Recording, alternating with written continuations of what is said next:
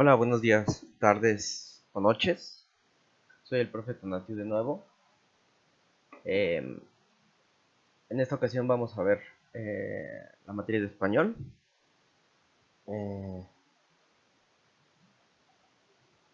para hacer una introducción general de la materia, pues es necesario hablar un poco sobre el lenguaje, ¿no? Eh, el buen uso del lenguaje nos sirve no solo para, bueno, sirve fundamentalmente para comunicarnos, pero no solo sirve para eso, también sirve para poder entender que la base del conocimiento en general es el lenguaje. El lenguaje es el que define a la realidad como la conocemos. ¿Por qué? Porque el ser humano tiene la necesidad natural de nombrar a las cosas que le rodean para poder enunciarlas y posteriormente explicarlas. ¿De acuerdo? Vamos con el bloque 1, se llama funciones de la lengua. Voy a ir pregunta, respuesta y justificación general de la pregunta. ¿De acuerdo? Muy bien. Número 1. Inciso que contenga el modo discursivo que predomina en el texto. El texto es este. Tenemos varios modos discursivos que iremos viendo poco a poco, ¿de acuerdo? Dice, de nuevo entre los hombres. El camino desembocaba en un campo abandonado, no demasiado grande, junto a una casa de labranza que parecía encontrarse fuera de lugar en aquella zona casi por completo urbanizada, muy cerca de una imponente obra a medio construir, en la que trabajaban muchos hombres. Algunos de ellos descargaban barras de hierro de un camión, mientras que otros, subidos en los andamios, andaban entre piedras y ladrillos que iban amontonando ordenadamente en un logrado intento de hacer crecer cada vez más la casa que construían. La respuesta correcta es la descripción. La descripción es uno de los modos discursivos eh, que tiene la característica de que busca describir a un objeto para poderle dar identidad, ¿de acuerdo? A diferencia de otros modos discursivos, por ejemplo, la argumentación, que tiene la necesidad de convencer al interlocutor recordando que el círculo o el ciclo de comunicación es emisor, mensaje, receptor. En el caso de la argumentación lo que busca es, en el caso del emisor, que es quien plantea la argumentación, busca convencer al receptor, ¿de acuerdo? En el caso de la descripción no, en el caso de la descripción busca el emisor que el receptor se crea una imagen del objeto que está describiendo, ¿de acuerdo? Muy bien. Siguiente pregunta. Selecciona el inciso que contenga el modo discursivo que predomina en el texto. La bien fundada en un vestido largo, brillante, ampón, color crema, lleno de encajes y listones. Las mangas eran largas con escarolas amplias. Traía, además, una diadema plateada que parecía flotar sobre su cabeza y una varita larga, transparente y con una piedra preciosa en la punta. Entonces supe que se trataba de un hada. De nuevo, la respuesta correcta es descripción. ¿Por qué? Porque está describiendo a partir del atuendo del vestido, de las mangas del vestido, de la diadema y de la varita de este personaje, busca que nosotros nos hagamos una imagen del hada, ¿de acuerdo? Es exactamente lo mismo que el discursivo predomina en el texto. Es una muchacha de edad indefinible, 8 años, podrían asignársele 23 o 30. Se acurruca bajo unas enaguas rameadas, ciñe siempre, sea verano o invierno, su busto endeble, infantil, un suéter guinda, los ojos son oscuros, melancólicos y rasgados, leve y aguileña nariz. Una vez más, es la descripción. ¿Por qué? Porque lo que está buscando hacer es describir a esta chica, a esta muchacha, a partir de sus características físicas, más allá de su propiedad. ¿De acuerdo? Espero que todo vaya claro hasta el momento. Pasamos al bloque obtención de información, entendiendo que en el español, a la hora de querernos o querer identificar un objeto, tenemos que conocerlo primero en su forma general y luego en su forma particular. Necesitamos obtener información y es a lo que nosotros llamamos investigación, ¿de acuerdo? La obtención de información se va a dividir en varios bloques o en varias etapas, dentro de las cuales tenemos que entender qué es una ficha bibliográfica, qué es una ficha hemerográfica, qué es una ficha textual, qué es una fuente, etcétera. Pero eso ya se toca de manera mucho más amplia ya estando en el nivel bachillerato, ¿de acuerdo? Número 4 dice, selecciona el recurso gráfico que se utiliza en el texto para citar una publicación. Dice, el galano arte de leer. Esta es la fuente que necesitamos identificar. De Manuel Michaus y Jesús Domínguez. Es una obra didáctica que no solo incluye ejercicios, sino que refuerza los temas con ejemplos literarios, mismos que complementa con información biográfica de sus autores. Respuesta correcta es itálicas. Tenemos varios recursos para poder identificar el tipo de fuente, o más bien la enmarcación de la fuente, porque el tipo de fuente es el nombre de la fuente, Arial, Times New Roman, etc. En este caso, cualquiera de ellas puede tomar la forma de itálicas, también conocida como cursivas, ¿de acuerdo? También están las negritas, que es cuando quiero resaltar un texto poniéndole más color, o subrayar, ¿de acuerdo? Muy bien, selecciona la opción que ordene correctamente los datos que debe contener una ficha bibliográfica. Ok, para empezar, ¿qué es una ficha bibliográfica? Una ficha bibliográfica es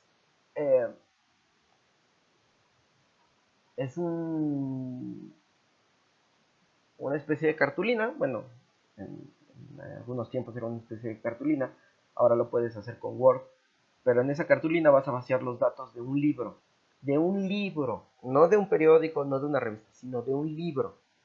En ese sentido, necesitamos entender cuál es el orden de los datos cuál es el orden y cuáles son los datos que necesitamos extraer del texto. Los datos que necesitamos extraer del texto son año, autor, lugar, título, editorial y páginas. El orden que deben de llevar es autor, título, lugar, editorial, año y páginas. ¿De acuerdo? En ese orden. Solo para aclarar un punto. En el caso de la editorial, no van a poner, por ejemplo, editorial Trillas, o editorial Mundo, o editorial Planeta. ¿Sí? Van a poner solo el nombre de la editorial. Por ejemplo, poniendo en contexto un libro X, vamos a poner que ya pusimos el autor, luego el título, luego ya el lugar. En el lugar también es importante señalar que solo vamos a poner la ciudad de la que se está enunciando. Es decir, si por ejemplo el libro se escribió en España, en Madrid, solo vamos a poner Madrid, no vamos a poner Madrid, España, solo Madrid, ¿de acuerdo? Luego, después del lugar, viene el editorial. No vamos a poner editorial Planeta, vamos a poner, o editorial Gredos, vamos a poner Gredos nada más, ¿de acuerdo? Luego, el año, tal cual, no vamos a poner año 2010, solo vamos a poner 2010. Y finalmente, solo vamos a poner, perdón por esta interrupción, disculpen, se reprodujo un video. Solo vamos a poner el año como tal, 2005, 2007, 2010, tal cual. Y en el número de páginas van a poner, si son 300 páginas, van a poner 300 p punto, o 300 páginas, ¿de acuerdo? Muy bien. Número 6. Completa la siguiente ficha bibliográfica. Suárez Patricia, cambios en tu personalidad. También cabe señalar que el título siempre va a ir en itálicas, siempre e invariablemente. Posteriormente, la respuesta correcta es la D. Tercera edición, Árbol, que es el título el nombre del editorial. Distrito Federal, ¿de acuerdo? Luego el año y luego el número de páginas. Distrito Federal, no vamos a poner México Distrito Federal, solo Distrito Federal. En el caso de una ficha actual en el 2020, no sería Distrito Federal, solo sería Ciudad de México, ¿de acuerdo? Bloque número 3, organización de la información. Ya una vez que obtenemos toda la información de una fuente bibliográfica y que la acomodamos en nuestro fichero, la tenemos que organizar, ¿de acuerdo? Dice, ¿en qué texto se transcribe la información, entre comillas, tal cual lo pone el autor? es una ficha de cita textual, ¿de acuerdo? En una ficha de cita textual lo que vamos a hacer es poner en nuestra ficha, vamos a abrir comillas, y dentro de las comillas vamos a poner el texto tal cual lo dice el autor, sin cambiarle absolutamente nada, a menos de que queramos comprimir el texto, es decir, que la cita sea demasiado amplia y solo queramos algunas partes de esa cita, vamos a poner la primera parte que queremos de la cita, abrimos corchetes, 3 puntos, cerramos corchete y continuamos con la segunda parte de nuestra cita. ¿Para qué? Para comprimirlo y quitarle las partes que no nos interesan. ¿De acuerdo? Esa es una ficha de cita textual en la que estamos citando directamente lo que dice el autor. Muy bien. ¿Cuál es la idea? Disculpen por el error de acá. Una red de ratas, me faltó un signo de interrogación. ¿Cuál es la idea principal del primer párrafo? Aquí no es necesario leer todo el texto, con leer solo el primer párrafo es suficiente.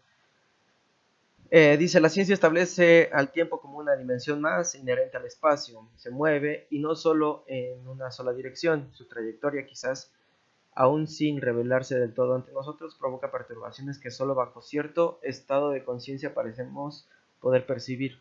Tal vez sea por eso que solo a través de los sueños somos conscientes de ellas, pues en estos se esconden más secretos de los que imaginamos. En sus corrientes navegan nuestros deseos e inquietudes más profundos, y es justo ahí donde nace el afán de explorar esa sección oscura de nuestra conciencia. La respuesta correcta es la C. En las corrientes de nuestros sueños navegan nuestros deseos e inquietudes más profundos. Ahí nace el afán de explorar esa sección oscura de nuestra conciencia. ¿Cuál es la idea principal de un texto?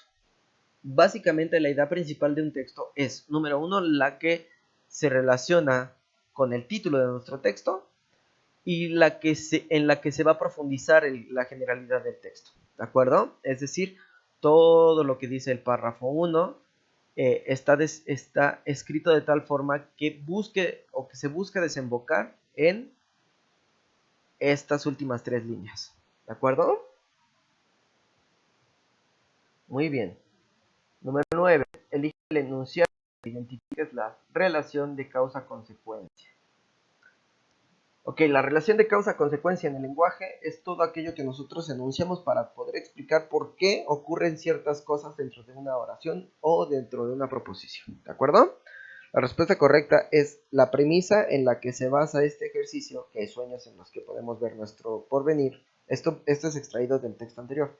Nunca ha podido ser comprobada, así que la creencia de que los elementos de un sueño tienen significado establecido y que algunas personas se consideran capaces de interpretarlos, tampoco recibe respaldo de la ciencia. La relación causa-consecuencia está aquí. La premisa en la que se basa este ejercicio, que hay sueños, aquí está. Nunca ha podido ser comprobada. Por lo tanto, o sea, esta es la causa y esta es la consecuencia. Así que la creencia de que los elementos de un sueño tienen significado establecido y que algunas personas se consideren capaces de interpretarlos, tampoco recibe respaldo de la ciencia. ¿De acuerdo? Causa, consecuencia. ¿Sale, vale? Muy bien. Pregunta número 10. Selecciona la opción que complete la oración. Aquí me faltó poner el texto, no sé por qué, pero bueno, en su cuadernillo tienen el texto como tal y tiene unos espacios. La respuesta correcta es Oneiros, Mantella, los sueños y adivinar el porvenir. Ustedes agréguenlo en el texto que viene ahí, en los espacios vacíos que vienen ahí, para que vean que tiene todo el sentido. ¿De acuerdo? Muy bien. Espero no ir muy rápido, de todas maneras pues tienen la ventaja de que pueden detener y regresar el video cuando ustedes quieran. ¿Qué recurso utiliza el autor para desarrollar su idea y lograr una mejor comprensión? Esto es muy sencillo. La estructura de un sistema es el armazón que resulta de la forma en que se organizan las partes en el interior del todo, conforme a una disposición en las que se interrelacionan y las hacen son mutuamente solidarias. La estructura es, pues, una red de articulaciones y relaciones que establecen las partes entre sí y con el todo. En otras palabras, la estructura es un sistema racional del cual también forman parte las reglas que gobiernan del orden mismo de su construcción, las cuales rigen tanto la elección de sus elementos como su disposición, y también es parte de la estructura el modelo icónico que reproduce y representa. Aquí realmente no importa el contenido del texto como tal, lo que importa es la estructura del mismo. Si nosotros observamos, se organizan, es,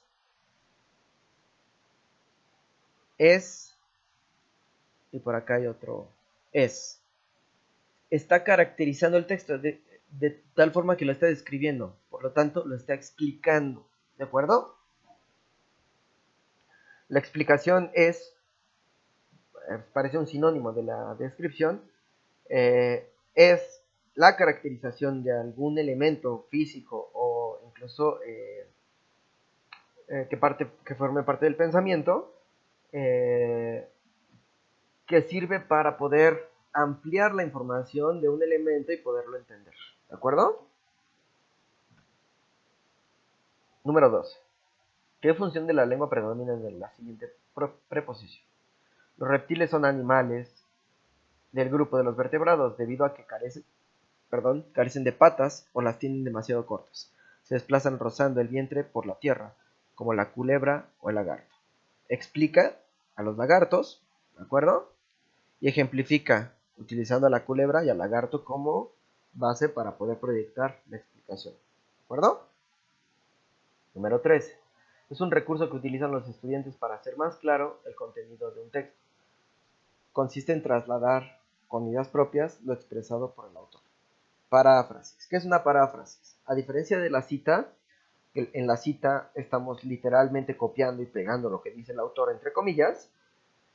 En la paráfrasis lo que vamos a hacer es leer el texto y a partir de la lectura de ese texto y la comprensión del mismo, nosotros como sujetos de enunciación vamos a reescribir un texto nuevo a partir de la explicación del texto anterior, pero con nuestras propias palabras. ¿De acuerdo? Muy bien.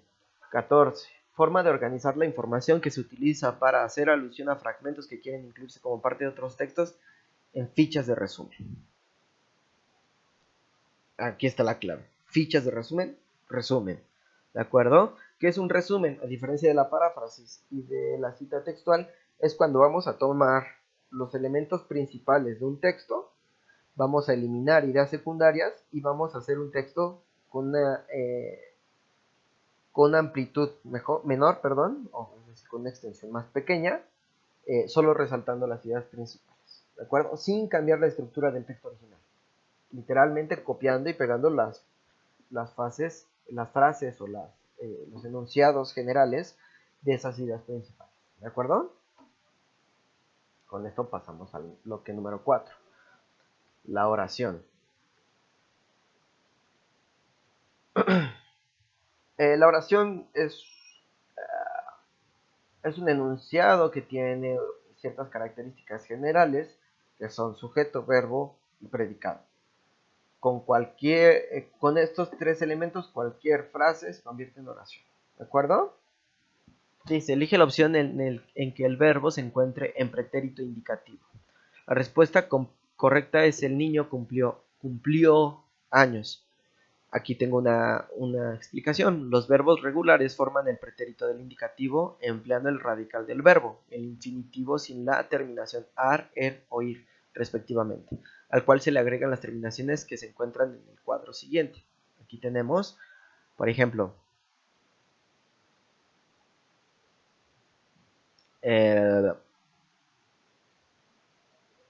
bien, jugar, por ejemplo, yo jugué, ¿de acuerdo? Tú jugaste, ella jugó. Disculpen por esa pequeña interrupción de mi computadora. Continuamos. Nosotros jugamos, vosotros jugasteis. Estos son del castellano, así que no hay mayor problema, ¿de acuerdo? Esto es de aquí. Ellas, ellos, ustedes jugaron. ¿Sale?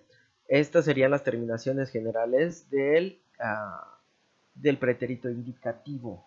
¿Sale, vale? Aquí le pueden poner pausa y en su cuadernillo pues copiar esta descripción, incluso si quieren copiar el cuadrito pues mucho mejor. Identifica la frase nominal con concordancia de género y número. ¿Qué es la concordancia de género y número? Dentro de cualquier texto, los verbos, los sustantivos y los predicados deben de tener concordancia en género masculino o femenino y en número cantidad, singular o plural, ¿de acuerdo? La tienda de abarrotes, la tiendita de la esquina, ¿de acuerdo? La tienda de abarrotes, la tiendita de la esquina. Hay concordancia de género y número. La tienda, la esquina, la tiendita. Número no es las tiendas o las tiendas, es la tienda. Singular, singular, singular, singular, singular, singular.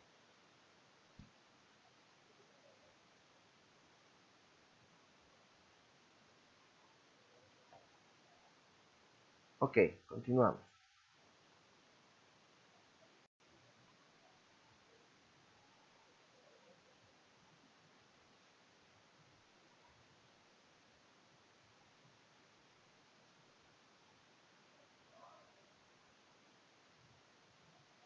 Ah, se está atorando mi computadora, disculpen.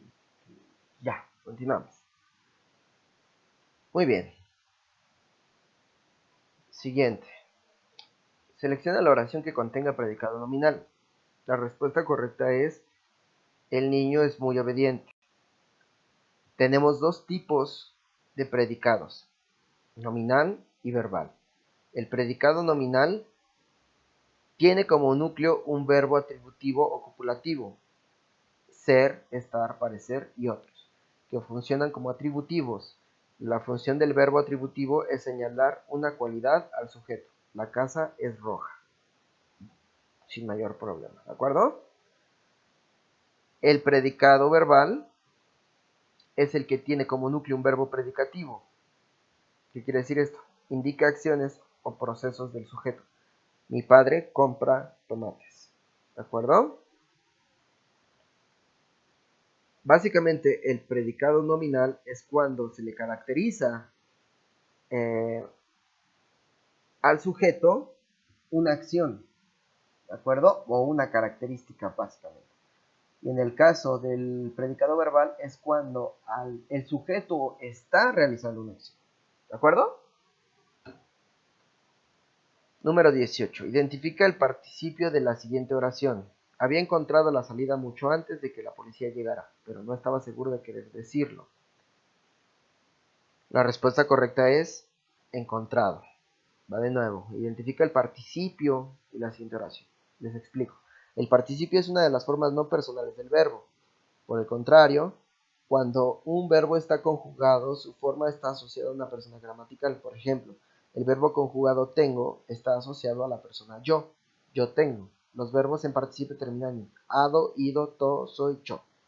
Encontrado, caminado, eh, comido, etcétera. ¿De acuerdo? Entonces, cuando les pregunten sobre participios, recuerden estas terminaciones. Con esas terminaciones ustedes los van a identificar sin mayor problema. Número 19. Selecciona la opción que complete correctamente la oración. Todas las mañanas, respuesta correcta, se oye el canto del gallo. Aquí no hay mayor problema, es nada más la necesidad de atribuirle a una oración un verbo que sirva para darle sentido a la misma, ¿de acuerdo? Número 20. Selecciona la opción que esté escrita correctamente. La respuesta correcta es la C. El cuerpo de bomberos se hizo presente el día de la desgracia. Dentro de las demás oraciones que tiene esta pregunta, las demás tienen problemas tanto de puntuación como problemas ortográficos, y esta es la que tiene concordancia de género y número. El cuerpo de bomberos se hizo el cuerpo, no los bomberos como tal, presente el día de la desgracia, género y número, ¿de acuerdo? Selecciona la oración que contenga una oración. El lobo recorrió todo el bosque en busca de su presa. Sustantivo, verbo y predicado. ¿De acuerdo? No hay mucho más. Lo vuelvo a señalar con el mouse, con el puntero para que ustedes lo puedan subrayar en su cuadernillo. El lobo, sustantivo. Recorrió, verbo. Predicado, todo el bosque en busca de su presa. ¿De acuerdo? Muy bien. ¿Cuál inciso contiene el sujeto que completa correctamente la siguiente oración? Adelantó sus clases para poder salir temprano. ¿Quién? El grupo vespertino. ¿Por qué? Porque esta es la única opción que tiene concordancia de género y número. ¿Sale, vale? ¿Cómo sabemos que tiene concordancia de género y número? De género, pues el grupo vespertino. Adelantó. ¿Quién? El grupo vespertino. ¿Hay concordancia de género? Claro. El grupo, grupo es masculino, entonces hay que agregarle ¿cómo fue la palabra? Un atributivo en masculino, ¿de acuerdo? Muy bien. Pregunta número 23. Selecciona la opción que contenga en negritas el objeto indirecto. La respuesta correcta es: el duende escribió un cuento a la princesa. Aquí tengo una explicación. En español el verbo tiene una serie de complementos, elementos cuya función es completar el verbo. Los dos básicos son el complemento directo u objeto directo y el complemento indirecto u objeto indirecto. En el caso del complemento directo, el verbo responde a la pregunta ¿qué? Carlos comió carne. ¿Qué comió Carlos? Carne. ¿De acuerdo? En este caso nos están pidiendo el objeto indirecto. Vamos a ver. En el caso del complemento indirecto, el verbo responde a las preguntas ¿a quién? ¿Para quién? ¿Compró comida para Rosa? ¿Para quién compró comida? ¿Sale? Aquí es lo mismo. El duende escribió un cuento a la princesa. ¿A quién? A la princesa. Entonces es un complemento o un objeto indirecto. ¿De acuerdo? Muy bien. Número 24. Selecciona el inciso que contenga un modificador directo en negritas. Muy bien. Vivir en el hotel. Esa era la palabra que estaba buscando hace rato. Era un modificador. Vivir en el hotel ya es muy caro. La respuesta correcta es esta, porque aquí está el modificador. El modificador es el que modifica al sujeto, y lo convierte en masculino o femenino, en singular o en plural. ¿De acuerdo? Esa era la palabra que se me olvidó hace un momento. Muy bien.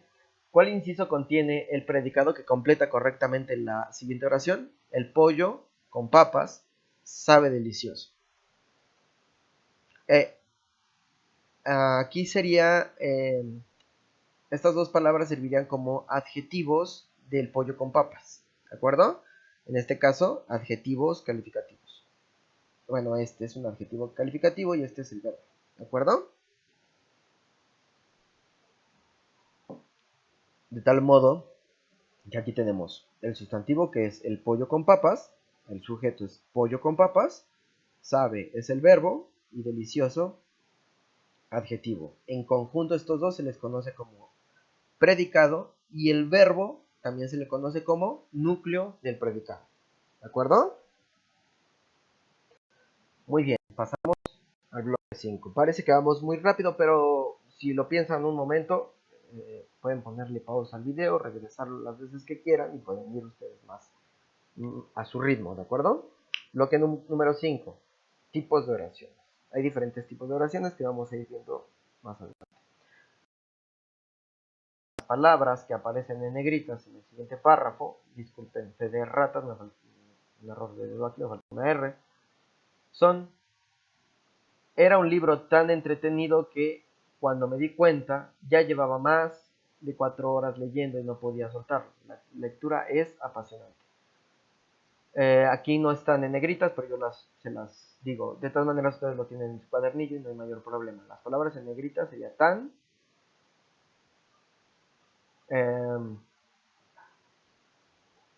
sí, tan entretenido, más de 4 horas y apasionante. Son adverbios, son modificadores del verbo, ¿de acuerdo? Son palabras que le dan mayor fuerza al verbo, como en este caso, la lectura es apasionante. O bueno, por ejemplo, vamos a poner este de acá. Llevaba más de 4 horas. Con decir que llevaba 4 horas es suficiente, pero para poderle dar peso al llevaba, se le agrega el más de 4 horas para poder entender que lleva mucho tiempo. acuerdo? Muy bien. Siguiente reactivo. Relaciona el tipo de oración con el ejemplo correspondiente.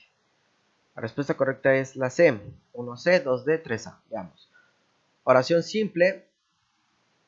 Diana canta en el Teatro Roma y estudia la preparatoria en el Colegio Británico. Es una oración simple porque tiene sujeto, verbo y predicado.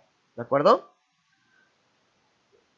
2D, oración compuesta o coordinada. Eso les digo y ahorita se los explico. Me parece que más adelante tengo una explicación al respecto. ¿Vale? Regresamos. Oración coordinada. Número 2 es... No, disculpen. Ya me equivoqué. Disculpen el error. Estaba leyendo mal. Una oración simple es la C. La inseguridad en las calles es un problema para todos. Sí, aquí está, clarísimo. La inseguridad, sustantivo,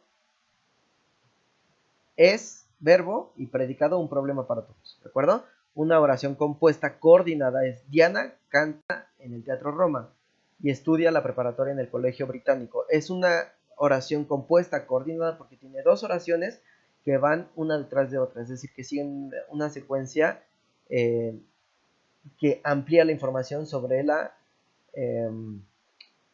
primera oración, ¿de acuerdo? Oración compuesta subordinada es: no me hagas bromas pesadas porque no me gusta.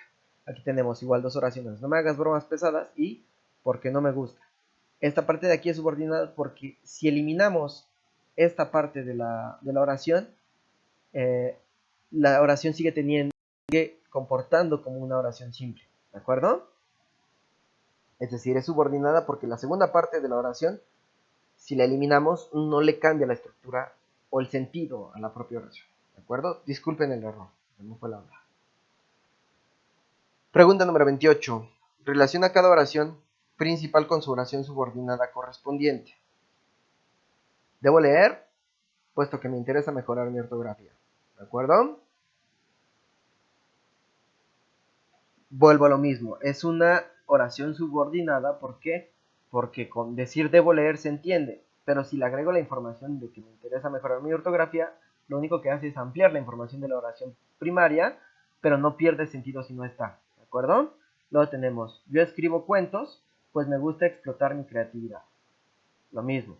El perro enfermó porque comió muchos higos.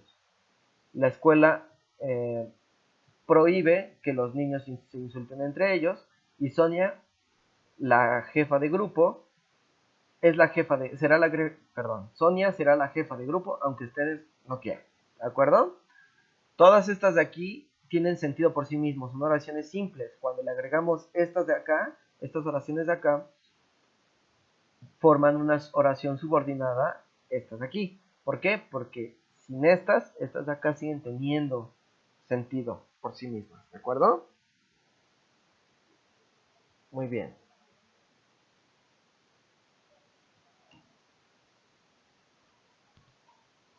Disculpen, me salté una. Aquí está. Selecciona el inciso que tenga una oración con un enunciado que sirva para ampliar información. Aquí está, clarísima. En León, Guanajuato, que es la cuna del zapato, vive gran parte de la familia, pero dice, no sé por qué no está completa la oración. Pero, ¿cuál es la parte que agrega información? Que es la cuna del zapato. Si le quitamos esta información, la oración sigue teniendo completo sentido. Pero si le agregamos esto, se amplía la información, por lo tanto podríamos decir que es una oración subordinada. ¿De acuerdo?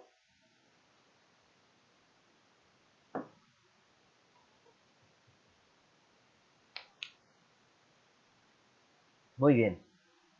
Quiero pensar que no hay dudas hasta el momento, que todo va quedando claro y que no hay mayor problema en este sentido. Vamos a dejarlo hasta aquí en este video y continuamos en el siguiente con los siguientes reactivos.